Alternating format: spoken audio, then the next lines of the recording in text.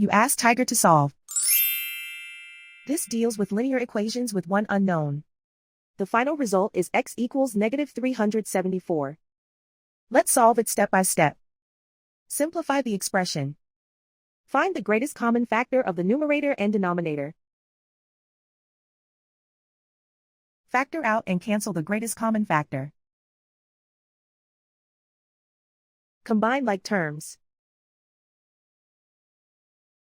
Group all constants on the right side of the equation. Subtract 528 from both sides. Group like terms. Simplify the arithmetic.